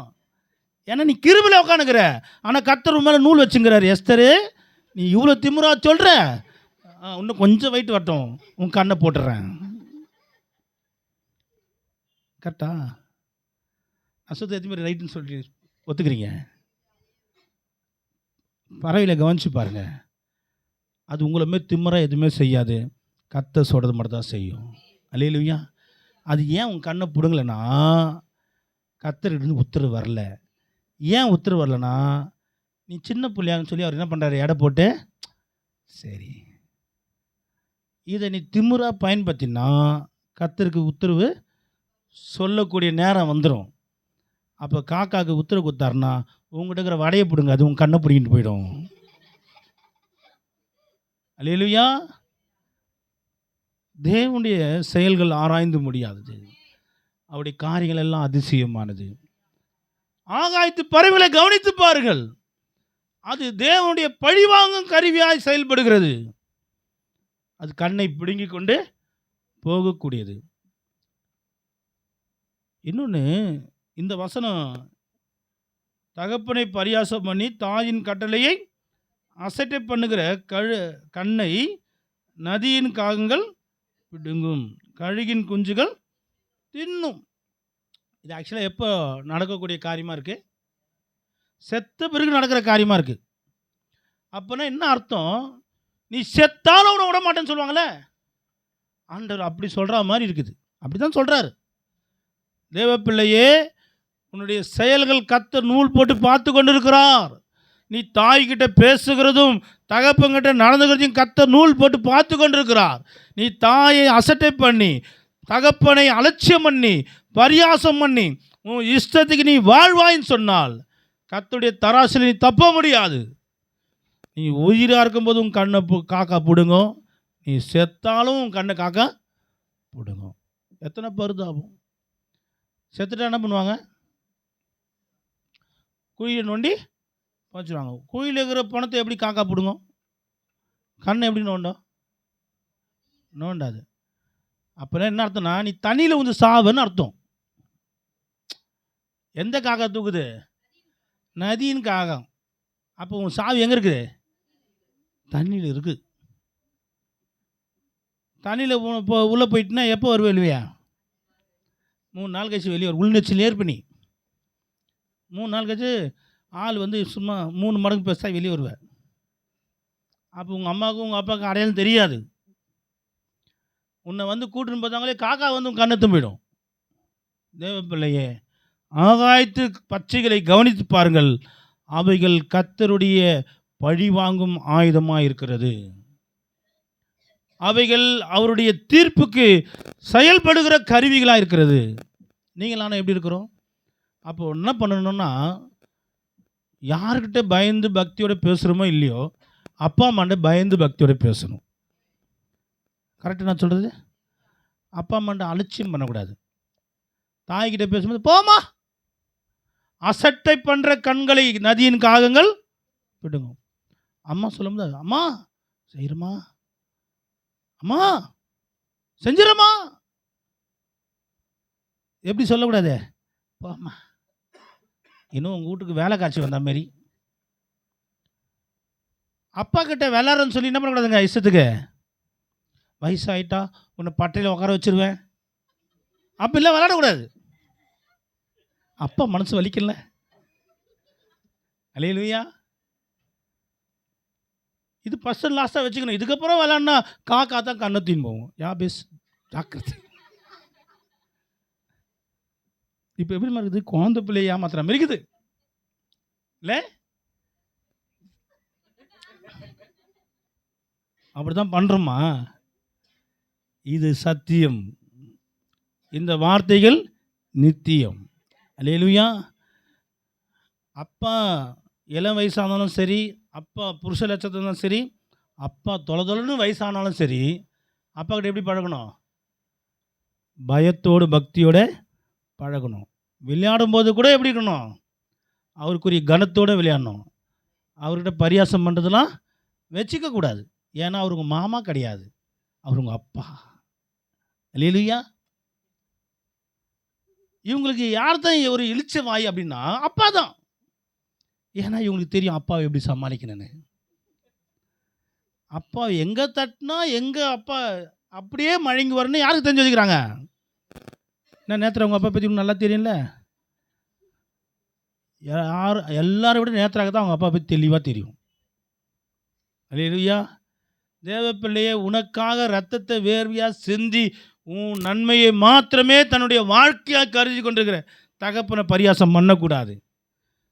உன்னை 10 மாதம் வயிற்றில் வச்சு நீ பண்ண எல்லா சேட்டையும் அப்படியே சுமந்து தாங்கி சகிச்சு வேதனையின் உச்சியில் போய் மரணத்தை அப்படியே தடவி பார்த்துட்டு உன்னை பெற்றெடுத்தாங்களே தாயை அலட்சியம் பண்ணவே கூடாது.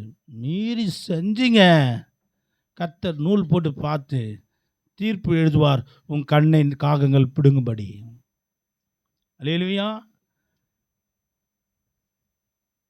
எத்தனாவது குறிப்பு படித்தோம்?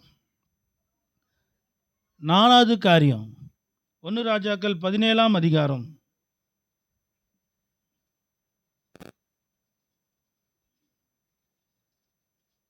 6ஆம் வசனம் படிங்க.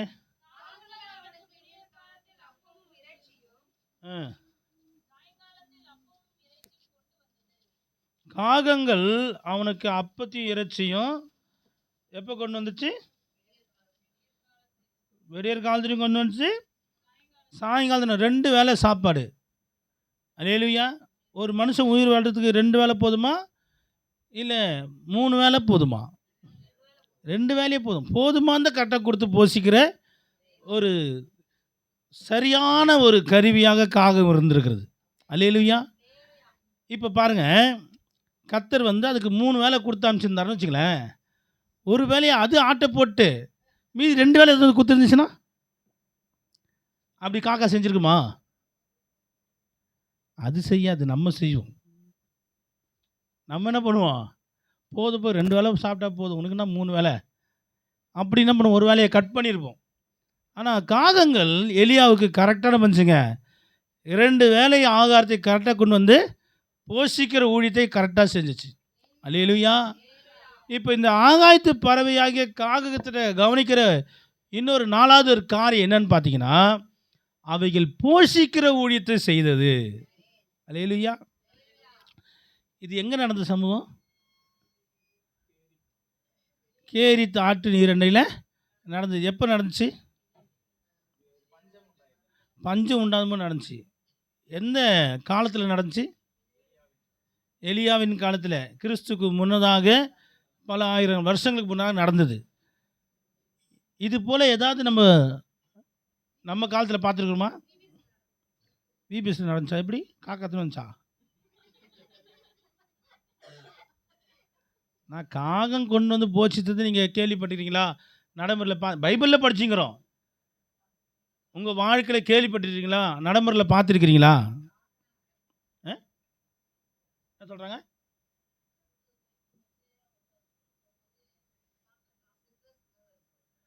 சிட்ரஸ் காக்காவா?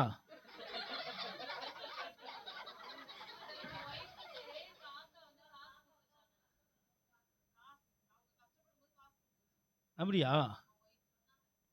அல்லேலூயா. ஆண்டவர் காகத்தை கொண்டு போஷிக்கிறதை ஏதோ ஒரு நபருக்கு மாத்திரமல்ல, ஏதோ ஒரு காலத்துக்கு மாத்திரமல்ல, இன்றைக்கும் செய்யக்கூடிய உண்மையுள்ள தேவனாக இருக்கிறார். அல்லேலூயா. எத்தனை பேர் காக்காவால் போஷிக்கப்பட ஆசைப்படுறீங்க? நீங்களாம் காக்காவை மாறுங்க. நீங்கள் எத்தனை மற்றவங்களை போஷிங்க. நீங்கள் எனக்கு வரந்தானே நினச்சிங்க, காக்கா எத்தனை எனக்கு கொடுக்குறதுனா நினச்சிங்க. நீங்கள் காக்காவாக மாறுங்க. நீங்கள் எதுவுமே கொடுத்து போஷிங்க. அந்த போஷிக்கிற ஊழியத்தை காகம் செஞ்சது போல் நீங்கள் செய்யுங்க. அல்லேலூயா. நான் ரட்சிக்கப்பட்ட புதுசில் ஒரு அம்மா இப்படியே சாட்சி சொன்னாங்க. அவங்களுக்கு 2-3 பிள்ளைங்க, ரொம்ப கஷ்டமான குடும்ப சூழ்நிலை. ரட்சிக்கப்பட்ட அந்த ஆரம்ப காலத்தில் அவங்க வந்து எதுவுமே இல்லையாம். அரிசி வச்சு கஞ்சி வச்சு பிள்ளைங்களுக்கு கொடுத்துக்கு அரிசி கூட இல்லையாம். அப்போது என்ன பண்ணுறதுன்னு தெரியல. அவங்களுக்கு வந்து தான் பசியை தாங்கிக்கிட்டாலும் பிள்ளைங்க அந்த பசியில் வதையிறத அவங்களால பார்க்க முடியலன்னு சொல்லி ஜெபம் பண்ணாங்களாம். ஆண்டவரே, எனக்கு சாப்பாடு இல்லைனாலும் பரவாயில்ல, என் பிள்ளைங்க பசியில் என்ன பண்ணுது, துவண்டு போகுது, வதைகிறாங்க. என்னால் பெத்த தாயாக இருந்து நான் அதை பார்க்க முடியல. நீங்கள் எனக்கு ஏதாவது பண்ணுங்க ஆண்டவரே, எப்படியாவது இந்த பிள்ளைங்க பசிக்கு வழி செய்யுங்க ஆண்டவர் சொல்லி இப்படி பயங்கரமாக ஜெபம் பண்ணாங்களாம். நான் சொல்கிறது சாட்சி. நான் இப்படி ஜெபத்தில் உட்காரும்போது அவங்க எழுந்து நின்று சொன்ன சாட்சியை நான் கேட்டு நான் உங்களுக்கு சொல்கிறேன். அப்படி ஜெபம் பண்ணும்போது ஒரு காக்கா வந்து காக்கான்னு கத்திங்களுக்கு தான் ஜெபம் பண்ண விடாம, இவங்களுக்கு அந்த காக்கா மேலே பயங்கர டென்ஷனு. ஏற்கனவே பிள்ளைங்க பசியில் வதைகிறாங்க. ஆண்டவர்கிட்ட நான் கெஞ்சின்னு இருக்கிறேன், இந்த ஜெபத்தை கெடுக்கிற மாதிரி இந்த காக்கா என்ன பண்ணுது, டிஸ்டர்ப் பண்ணுதுன்னு சொல்லி காக்கா மேலே பயங்கர கடுப்பில் அவங்க, சரி அது முக்கியம் இல்லை, நமக்கு எது முக்கியம், பிள்ளைங்களுக்கு சாப்பாடு கொடுக்கணும், ஆண்டவர் நமக்கு சகாயம் பண்ணுன்னு சொல்லி ஆண்டவர்கிட்ட ஜெபம் பண்ணுறாங்களாம். இவங்க எவ்வளோ ஜெபம் பண்ணுறாங்களோ அவ்வளோ காக்கா கத்திட்டே இருக்குதான். ஏன் அந்த காக்கா கத்துதுன்னு சொல்லி ஏன் அதை விரட்டிட்டு நம்ம ஜெபம் பண்ணலான்னு வந்து விரட்ட வராங்களாம். அந்த காக்கா காலில் 100 ரூபாய் பணம் இருக்குது, அது வச்சுன்னு உக்காந்துக்குது. கா கா கா வந்து வாங்கிக்க வாங்கிக்க வாங்கிக்கணும். அல்லேலூயா. இப்போ காக்கா கிட்ட எப்படி வாங்குறது? விரட்டினா அது எடுத்துன்னு ஓடிடுச்சுன்னா, கத்த ஜெபத்தை கேட்டு 100 ரூபாய் அனுப்பிச்சிட்டாரு. 100 ரூபாய்க்கு சோறாக்கிடலாமா? நான் சொல்கிறது இப்போ இல்லை. நான் சென்னையில் இருக்கும்போது ஒரு 15 வருஷத்துக்கு 20 வருஷத்துக்கு முன்னாடி உள்ள சம்பவத்தை சொல்கிறேன். அப்போ ஆக்கிடலாம் சரிங்களா. இப்போ காக்கா 100 ரூபா வச்சுக்கிட்டு சாப்பாட்டுக்கு வழி என்ன பண்ணு வந்து கூப்பிட்டு கொடுக்க போது இவங்க மதிக்காமல் ஜெபம் பண்ணிக்கிறாங்க. நம்ம கூட நிறைய ஜெபம் அப்படி தான் பண்ணிக்கிறோம். ஆண்டவர் செஞ்சால் கூட கேட்காம சோத்திரம் சோத்திரம் ஜெபம் பண்ணிக்கிறோம். இப்போ இவங்களுக்கு வந்து 100 ரூபா பார்த்தோன்னையும் அந்த 100 ரூபா கைக்கு வந்தால் போதும்னு சொல்லிட்டு அதை விரட்டவும் முடியல, விரட்டாமல் இருக்கவும் முடியல. அப்போ ஆண்டு சொன்னாங்களா, ஆண்டுகிட்ட சொன்னாங்க, ஆண்டவரே, என் ஜெபத்தை கேட்டு காக்கா மூலமாக எலியாவை போஷித்த மாதிரி என் குடும்பத்தை போஷிக்க இந்த காக்காவை அனுப்பிச்சிட்டிங்க, சோத்திரம் சொன்னோன்னையும் அந்த 100 ரூபாவை போட்டு ஜம்முன்னு பறந்து போயிடுச்சான். எப்படி அந்த 100 ரூபா வந்துச்சுன்னு பார்த்தா, அது ஏதோ கறிக்கல்ல ஆட்டிய போட்டு வந்துச்சு. கறிக்கல்ல அந்த கறியை ஆட்டை போட்டு வந்துச்சு அந்த காக்கா.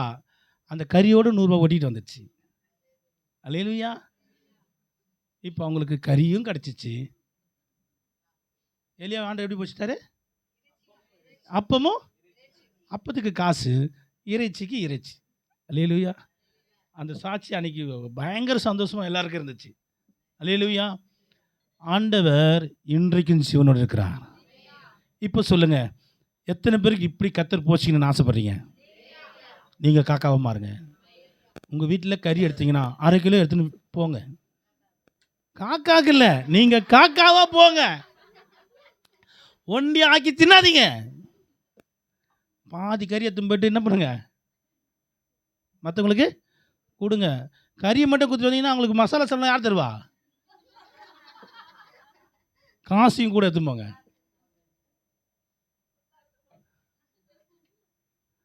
கொடுத்தா எடுத்து போனால் அப்போ கொடுத்ததெல்லாம் என்ன? அது அல்லேலூயா. அன்பு தேவ ஜனமே, ஆகாயத்து பச்சைகளை கவனித்து பாருங்க. அவைகள் நமக்கு செய்தி சொல்லுகிறது. நியாயமாக அந்த காக்கா என்ன பண்ணியிருக்கணும்? அந்த ₹100 பேப்பரோட அந்த கறியை தின்னுருக்கணும். அது கறியும் போட்டு விட்டது, ₹100 போட்டு விட்டது. ஏன்னா கர்த்தர் போஷிக்கும்படி உத்தரவு பெற்ற காக்கா. இங்கே எத்தனை பேர் காக்காவாக உட்காந்துக்கிறீங்க? எத்தனை பேர் அண்ட காக்காவாக உட்காந்துக்கிறீங்க? உண்மையாகவே நம்மளால் மற்றவங்க போஷிக்கப்படும் போது கிறிஸ்துவின் அன்பு வெளிப்படும், தேவனுடைய வல்லமை வெளிப்படும், தேவனுடைய ஆசீர்வாதம் வெளிப்படும். 25 வருஷத்துக்கு முன்னாடி நடந்த சாட்சியை இன்னைக்கு கர்த்தர் என்ன சிந்தையில் நினைப்பில் கொண்டு வந்து உங்கள் மத்தியில் அப்படியே பசுமையாக நேர்த்து நடந்த மாதிரி சொல்ல வைக்கிறார். ஏன்னா அவருடைய வல்லமை மாறாதது. உங்கள் வல்லமைகள் குறைந்து போகவில்லை, உங்கள் உயிர்த்தெழுதல் மகிமை மாறவில்லை. உங்கள் வல்லமையில்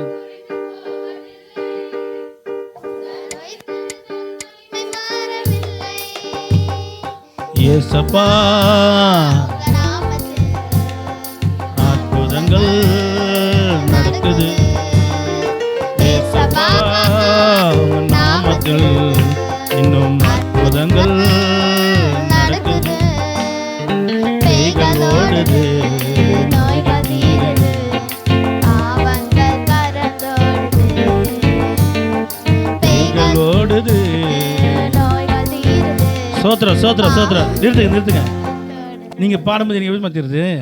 உங்கள் பக்கத்தில் பிசாசு இந்த கைப்பட்டு பேய்கள் அவன் பாடுவான் பலுக்கு. பேய்கள் ஓடுது, நோய்கள் தீர், அப்படி அவன் பாடுவான் பலுக்கு. நீங்கள் பாடும்போது அவனுக்கு கொஞ்சம் கூட ஒரு அச்சம் வரல, அவனுக்கு பயம் வரல.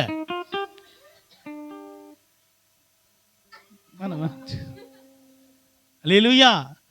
நம்ம பாடும்போது பிசாசு என்ன பண்ணுங்க? அலறணும். புரியுதுங்களா? அல்லேலூயா. ஏசப்பா உங்க நாமத்தில் அற்புதங்கள் நடக்குது. ஏசப்பா நாமத்தில் அற்புதங்கள் நடக்குது. பேய்கள் ஓடுது, நோய்கள் தீருது, பாவங்கள் பறந்தோடுது. பேய்கள் ஓடுது.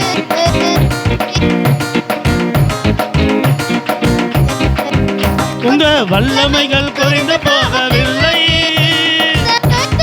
மகிமை மாறவில்லை.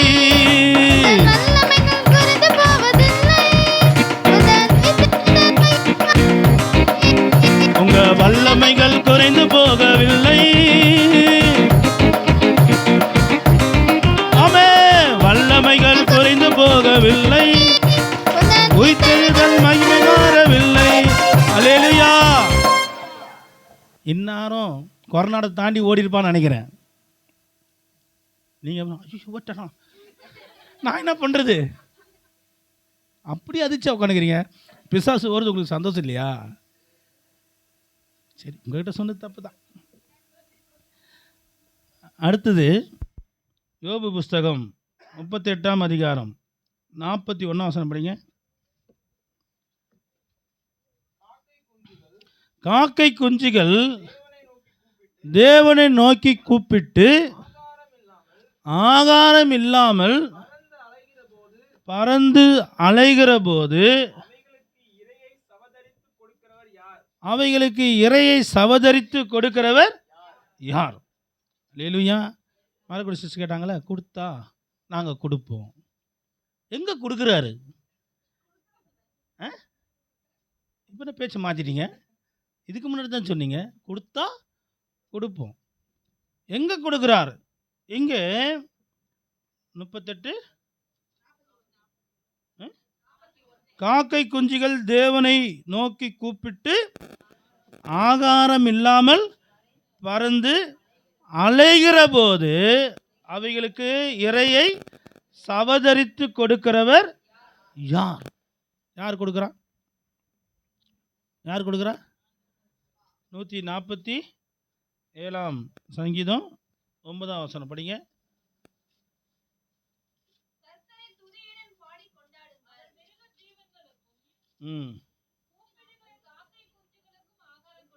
அவர் மிருக ஜீவன்களுக்கும் கூப்பிடுகிற காக்கை குஞ்சுகளுக்கும் இறையை சவதரித்து கொடுக்கிறவர் யார்? ஆராதிக்கிற தேவனாகிய கர்த்தர். அல்லேலூயா. எப்போ கொடுக்குறாரு? அவரை நோக்கி கூப்பிடும்போது. அவைகள் இறைக்காக அலைந்து திரிந்து, ஆண்டவரே நான் இப்போ சாப்பிடணும், எனக்கு பசிக்குது அப்படின்னு யார் சொல்கிறா? எப்படி சொல்லுது? எப்படியா சொல்லுது? அது எப்படி சொல்லுது? காக்கா எப்படி சொல்லுது? நீங்கள் சொல்லுது கா கா கா கா கா. ஆண்டவரே பசிக்குது, சாப்பாடு வேணும். அப்படியா காக்கா கூப்பிடுது? கா கா கா. பசிக்குது, சாப்பாடு வேணும், ஆண்டவரே அப்படி நான் கூப்பிடுது. ஓ, வயசான காக்கா அப்படி கூப்பிடுதா? நீங்கள் வயசான காக்காவை பாருங்கள், அதான் கவனித்து பார்க்க சொன்னார். எல்லா காக்காவும் நீங்கள் கவனித்து பாருங்கள், அதோடைய சத்தத்தில் கொஞ்சம் கூட என்ன பண்ணாதுங்க, டவுனே இருக்காது. புரியுதுங்களா? காக்கா எப்படி கூப்பிடுது? காக்காங்கெல்லாம் எங்கேயா தற்கொலை பண்ணிக்கும் நீங்கள் சொல்கிறத பார்த்தா. அதுங்களா துக்கப்படுத்தாதீங்க, அதுங்களா அசிங்கப்படுத்தாதீங்க. காக்கா பார்த்தீங்களா இல்லையா? அது எப்படி கத்துது? நீங்களெல்லாம் தின்னுபிட்டு வந்து உட்காந்து பேசிங்கிறீங்க, அதனால தான் உங்களுக்கு தெரில. பசி வந்தால் பத்தும் பறக்கும். இப்போ காக்காவுக்கு பசி வந்துச்சு, இப்போ எப்படி கூப்பிடும்? அல்லேலூயா. இப்போ நம்ம எல்லாம் பசியில் இருக்கிறோம், அப்பா நோக்கி கூப்பிடலாமா? நீங்கள் காக்கா ஸ்டைல்லே கூப்பிடுங்க, காக்கா பாஷையிலே கூப்பிடுங்க.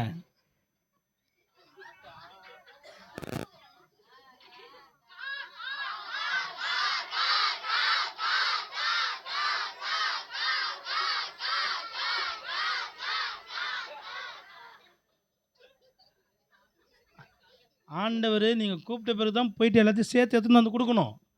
நீங்கள் இப்படி கூப்பிட்டீங்கன்னா கொஞ்சம் நல்லா இருக்கு வயிற்றில் அப்படின்னு லேட் பண்ணிடுவார். பசியோடு இப்பயே எனக்கு சோறு வேணும் ஆண்டவரே அப்படின்னு கூப்பிட்டா, காக்கா கூப்பிட்டா எப்படி கூப்பிடும்?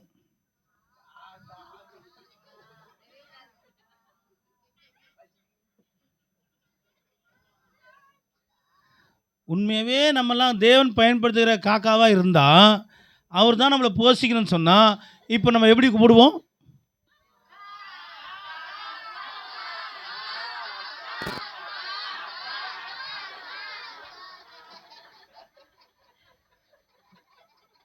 உண்மையாகவே கர்த்தர் உங்களை போஷிக்கிற தேவனாக இருக்கிறார். கூப்பிடுகிற காக்கை குஞ்சுகளை போஷிக்கிற தேவன். இந்த காக்காவுடைய காரியத்தை நம்ம தெரிஞ்சுக்கிற விஷயம் என்னன்னா, அது ஒரு நாளும் பசிக்காக பக்கத்தில் ஃப்ரெண்டுக்கிட்ட போயிட்டு, இன்றைக்கி சாப்பாடு வீட்டில் செய்யலை, கொஞ்சம் குழம்பு கொடுங்களேன் அப்படி அது கேட்காது. இல்லை, தெரிஞ்சவங்க கிட்ட கேட்காது. இந்த காகம் தன்னுடைய தேவைக்கு மற்ற இனத்துக்கிட்ட போயிட்டு நிற்காது. வேதம் தெளிவாய் சொல்லுகிறது, வேதம் ஒரு நாளும் பொய் சொல்லாது. அது தன்னுடைய ஆகாரத்துக்காக அலைந்து திரிந்து அது தேவனை நோக்கி கூப்பிடும்போது, கூப்பிடுகிற காக்கை குஞ்சுகளை தேவன் போஷிக்கிறார். நம்ம என்ன செய்தி இன்னைக்கு காக்கை நமக்கு சொல்லுதுன்னா, நானே கர்த்தரை நோக்கி என் தேவைக்கு நிற்கும்போது, தேவ சாயலாய் உண்டாக்கப்பட்ட நீய மற்றவங்க கிட்ட நிற்கிறேன்னு சொல்லி கேட்குது. அதான் செய்தி. புரியுதா? நம்ம எத்தனை பேர் மற்றவங்களை நம்புகிறோம்? இப்போ வேறு நமக்கு வந்து குழு வேறு வருகுது. எதுவாக இருந்தாலும் எப்படிமா பிள்ளைங்களை கரை சேர்ப்பேன்னா, நம்ம குழு இருக்கனே அப்படின்னு என்கிட்டே சொல்லிட்டு மூதேவி. குழு வச்சு ஆரம்பிச்சு தப்பு நான் நினச்சிக்கிட்டேன். நம்முடைய சிறு காரியமோ பெரு காரியமோ நம்முடைய நம்பிக்கை கர்த்தர் மாத்திரமே. கர்த்தர் நமக்கு கொடுத்துருக்கிற குழு அது தேவைப்படும்போது நமக்கு பயன்படும், அவ்வளோதான். அது நம்முடைய நம்பிக்கையாக இருக்கக்கூடாது, அது நம்முடைய ஆதாரமாக இருக்கக்கூடாது. என் நம்பிக்கை கர்த்தர் மாத்திரமே, என் ஆதாரம் அவர் மாத்திரமே. எனக்கு சகாயம் அங்கே மாத்திரமே கிடைக்கும். ஒரு நாள் நான் மற்ற இடத்துல என் கவனத்தை செலுத்தி நான் என் தேவனை தூஷிக்க மாட்டேன். நான் ஏமாற்றம் அடைய மாட்டேன். அல்லேலூயா. காக்கை குஞ்சுகளே கர்த்தரை நோக்கி அது தன்னுடைய தேவைகளை படுத்தி கொள்ளுமானால், அவர் சாயலாய் உண்டாக்கப்பட்ட, அவருடைய சுதந்திரமாக இருக்கக்கூடிய, அவரின் கரத்தின் கிரியாக இருக்கக்கூடிய, அவருடைய சொந்த ஜனமாக இருக்கிற நீங்களும் நான் எவ்வளவு போஷிக்கப்பட வேண்டியது. அல்லேலூயா, அல்லேலூயா. கர்த்தருக்கு மகிமை உண்டாகட்டும். எத்தனை காரியம் பார்த்தோம்? 1, கூடு கட்டி வாழும். 2, உடன்படிக்கைக்கு உடன்பட்டு வாழும். 3, உச்சபட்ச மேன்மைக்கு தன்னை வைத்து கொண்டு வாழும். 4, வேகமாய் செயல்படுகிற வாழும். 5, செய்திகளை கொண்டு வந்து கொண்டு போய் சேர்க்கும். 6,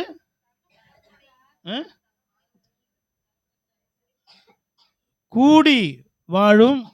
7, அழகுக்கு அடையாளமாய் வாழும்.